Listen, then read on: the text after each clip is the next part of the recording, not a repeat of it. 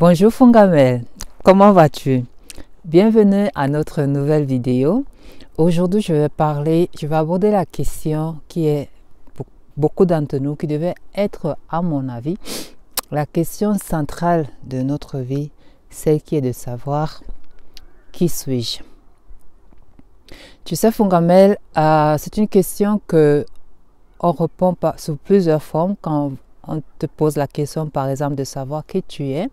Ce qui se passe, c'est qu'on se dit, je suis madame telle, par exemple. J'ai 2 enfants, par exemple. Je suis chef d'entreprise ou bien employé de commerce, ainsi de suite.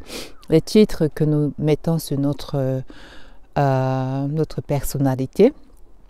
Mais est-ce que ces titres-là définissent vraiment la personne que nous sommes, l'être que nous sommes? Pourquoi? Parce que quand ces titres ou bien ces rôles que nous jouons ou bien nous attribuons s'effondrent, que devenons-nous? Au fil des années, j'ai vu la plupart du temps les personnes sombrer dans une profonde dépression après, par exemple, la retraite, ou alors lorsque le poste, le titre de CEO, par exemple ici en Suisse, leur a été retiré.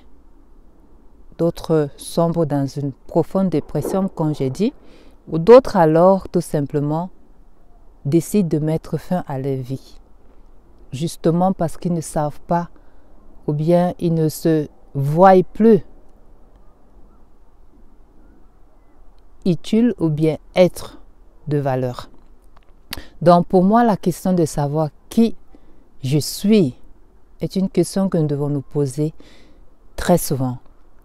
Moi, j'ai eu la bénédiction, disons, que cette question a été répondue à ma place quand je grandissais et j'ai accepté cela. Et j'ai continué à travailler cela, à être l'enfant de Dieu. Et au fil du temps, même ici en Europe, j'ai continué, comme j'ai dit, à cultiver ces valeurs, certaines valeurs intimes auprès de Dieu, en voyant par exemple en chacun de nous une partie de moi, jusqu'au moment où, disons, le conflit interne dont j'ai parlé sur l'une de mes vidéos, l'auto-sabotage, a pris le dessus. Où je me posais la question de savoir si je suis au fait à ma place ici, ou bien j'étais celle qui n'avait, où il y avait des... tu vois un peu.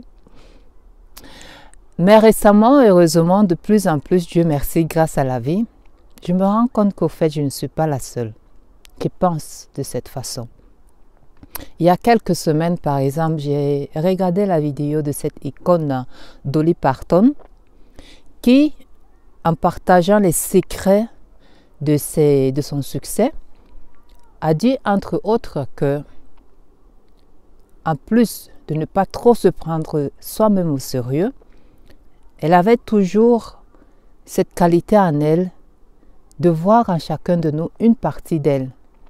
Elle voyait à une autre personne, sa maman, son frère et sa sœur, par exemple.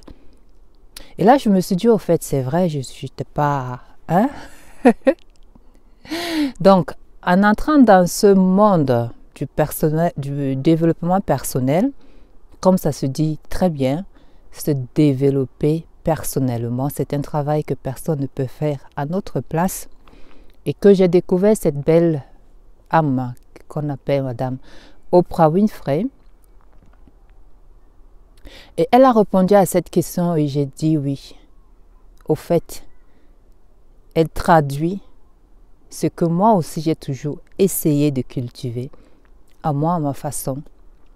Et aujourd'hui, je vais essayer de partager cela avec toi parce que dans l'une de ces vidéos, elle faisait un discours aux diplômés, c'était les filles, c'était en anglais, j'ai pris le temps de le traduire d'essayer de le traduire pour nous en français. Et j'espère que cette vidéo que je vais faire sous forme de podcast va te permettre de répondre à cette question au long de ton chemin. Qui tu es? Qui sommes-nous derrière nos maisons ou bien dans nos maisons, derrière nos manteaux, nos ornements? Qui sommes-nous réellement? Donc je t'invite à écouter ou bien à regarder la vidéo. Elle a partagé à ces jeunes personnes ces quelques années sa définition d'elle, d'être. Elle a partagé en 3 phases. La première phase, elle commence par ceci. Avant tout, savoir qui vous êtes.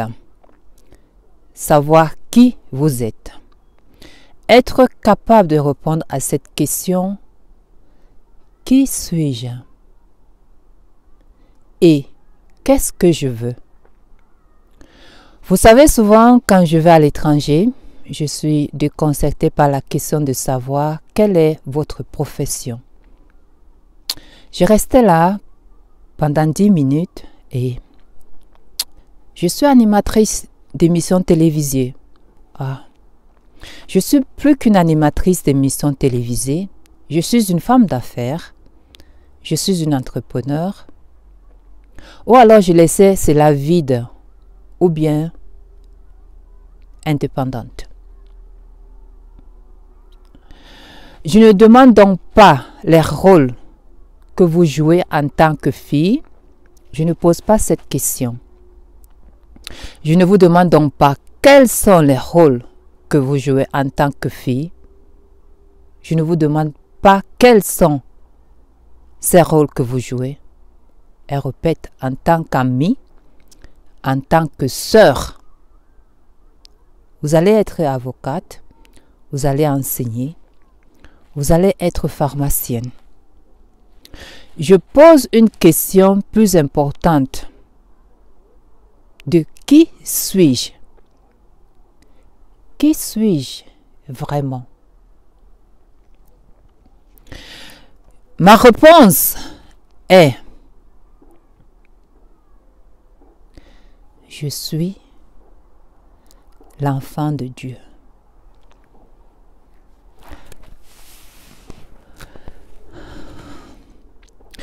Je suis ce qui est né de tout ce qui est. Je suis, comme le disait Pierre Taillard de Jardin, un être spirituel ayant une expérience humaine, condescendant le souffle des ancêtres et pourtant traînant le souffle des anges, et de comprendre que parce que je suis connecté à la source de tout ce qui est, tout ce qui est possible pour moi. C'est ce que je suis. Qu'est-ce que je veux?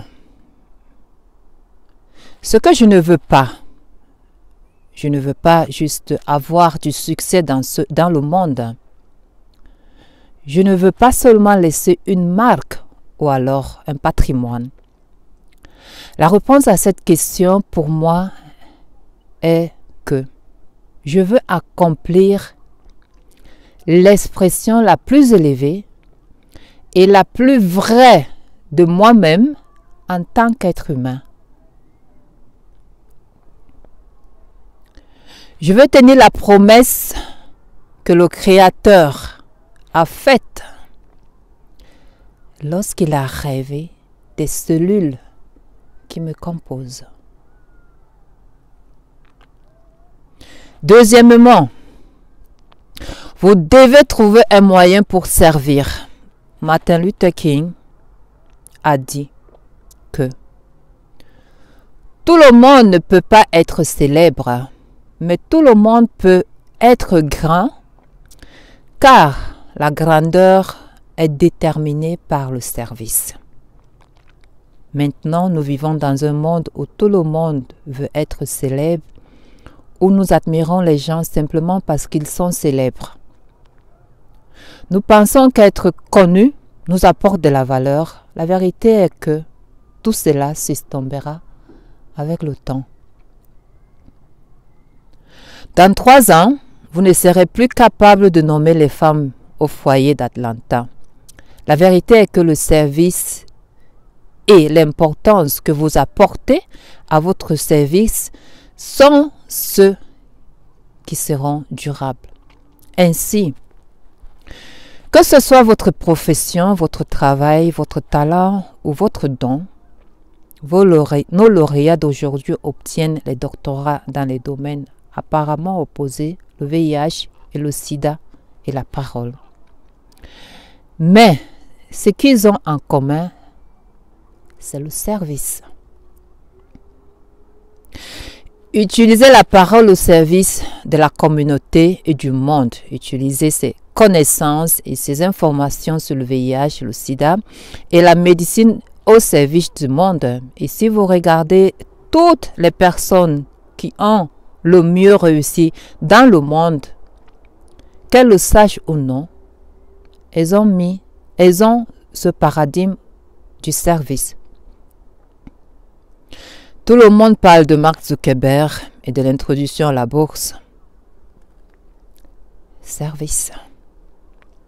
Jeezy Rap, service à travers la parole aux gens, à travers la chanson. Pendant de nombreuses années, j'étais juste heureuse de passer à la télé et les gens s'arrêtaient et disaient « Oh, vous passez à la télé ?» Oui, je passe à la télé. J'aime être à la télé. C'est un beau métier. Il était temps que je reçoive mon doctorat honorifique de Spelman vers 1993-93, dont je ne savais pas si ça a eu quelque chose à voir avec ça. Je me voyais comme Dr. Winfrey. Je suis retournée en arrière et j'ai regardé de près ce que je faisais à la télé. Et j'ai pris la décision de ne plus passer à la télé, mais d'utiliser la télé comme plateforme, comme une force du bien et de ne plus être utilisé par la télé. Et je vais vous dire, la décision de changer radicalement ma façon de travailler à la télévision en utilisant la télévision comme service a changé ma carrière de façon exponentielle. Le service par la médecine, le service par l'art, en utilisant ce que vous produisez comme produit, comme un moyen de redonner au monde. Quand vous changez de paradigme, ce que vous choisissez de faire en service et que vous y apportez une signification, le succès vous suivra, je vous le promets. Service plus signification égale succès. Troisièmement, c'est si simple mais si difficile à faire. Toujours faire ce qui est juste. Soyez excellent. Les gens le remarquent, pardon.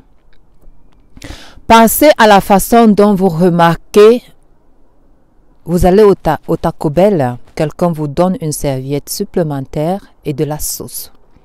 Vous remarquez que vous voulez retourner chez cette personne parce que même au Taco Bell, l'excellence se montre.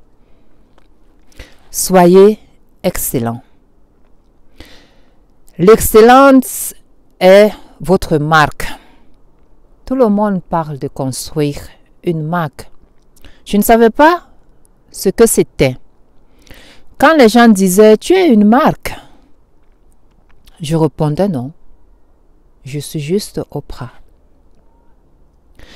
Ce que je reconnais maintenant, c'est que mon choix à chaque fois, à chaque exemple, à chaque expérience, de faire ce qui est juste et qui est excellent, c'est ce qui a créé ma marque.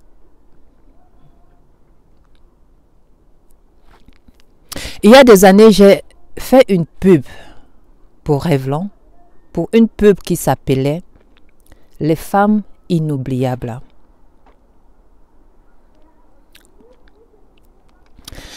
Les gens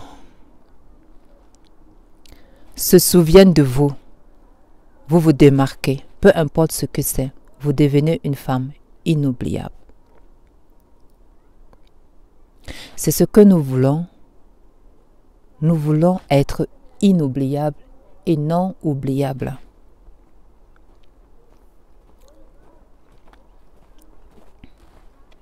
Donc, faire la bonne chose.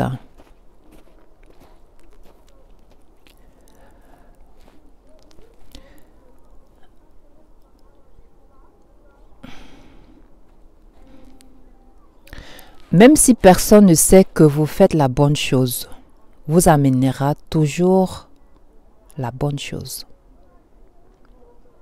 Je vous promets parce que la troisième loi du mouvement est toujours à l'œuvre. Pour chaque action, il y a une réaction égale et opposée. C'est tellement vrai que dans nos vies, c'est ce que Newton a dit. Célia, dans la couleur violette, l'a dit. Ce que tu essayes de me faire, t'a déjà été fait. Vous n'avez donc pas à vous soucier de vous venger, de vous venger de quelqu'un, de vous assurer qu'il paye. Vous devez juste faire ce qui est juste. Et ce qui est juste vous suivra. Même si les gens ne le soutiennent pas, les gens ne vous aimeront toujours pas. Et ils ne sont pas toujours contents pour vous. Et si vous vous entourez de gens qui ne sont pas habitués à votre succès, ils deviennent craintifs. Ils deviennent effrayés parce que vous leur renvoyez quelque chose qu'ils ne reconnaissent pas. Maintenant, ils vont pas dire, tu sais, j'ai peur.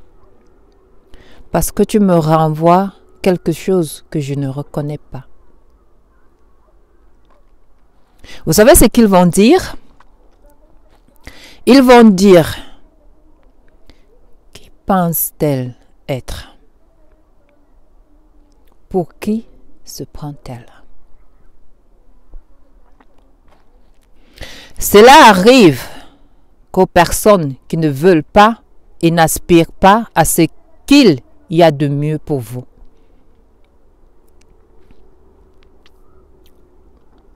Les gens qui veulent le meilleur pour vous veulent que vous soyez le meilleur.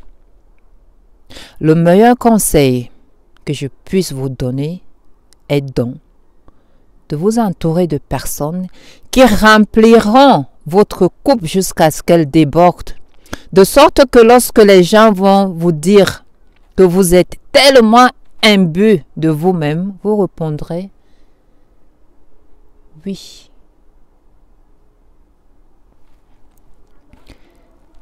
Oui, je suis pleine. Je suis tellement pleine que ma coupe déborde.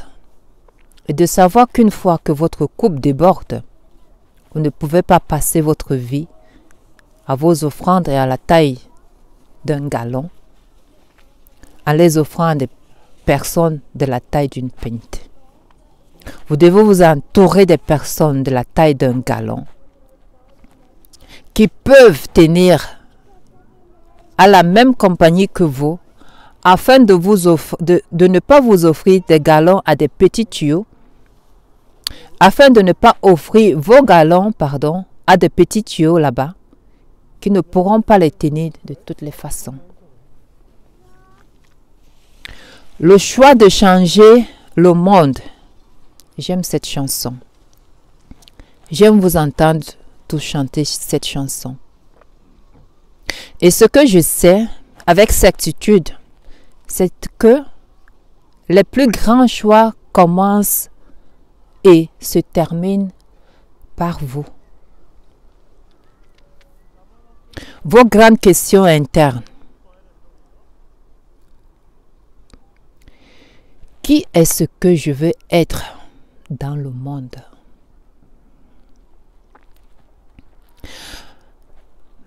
Quelle est ma relation avec la source?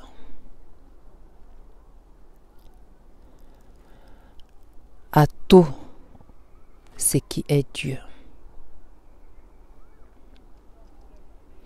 Je ne parle pas de ce que vous croyez en Dieu, mais de votre expérience de ce qui est toute la vie, qui est divin, qui est universel. Je parle de la grande affaire, être connecté et aligné avec cela. Lorsque vous êtes à l'écoute et chargé de cela, chaque fois que vous vous sentez vide, vous allez à l'intérieur de vous-même et vous vous connectez à la source et vous savez que toutes les choses sont possibles.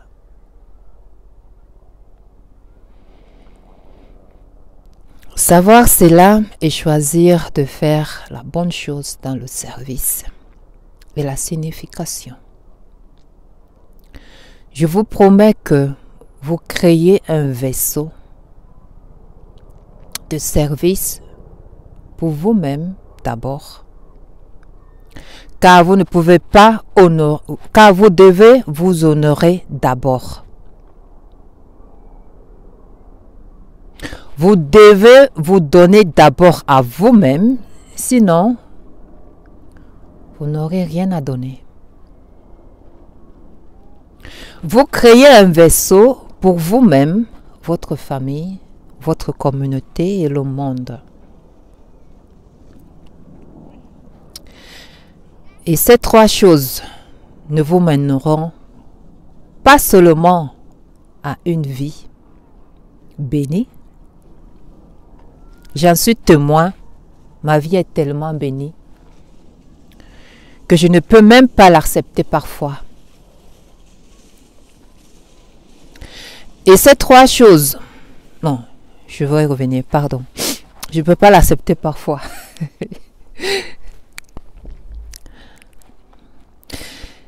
Elle vous mènera non seulement à une vie douée, à une vie gratifiante qui vous comble, mais aussi à une vie douce. C'est ce que vous voulez. Vous voulez la douceur. Vous voulez qu'elle soit si douce que même lorsque les tempêtes viendront, et elles viendront, vous saurez que elles aussi passeront.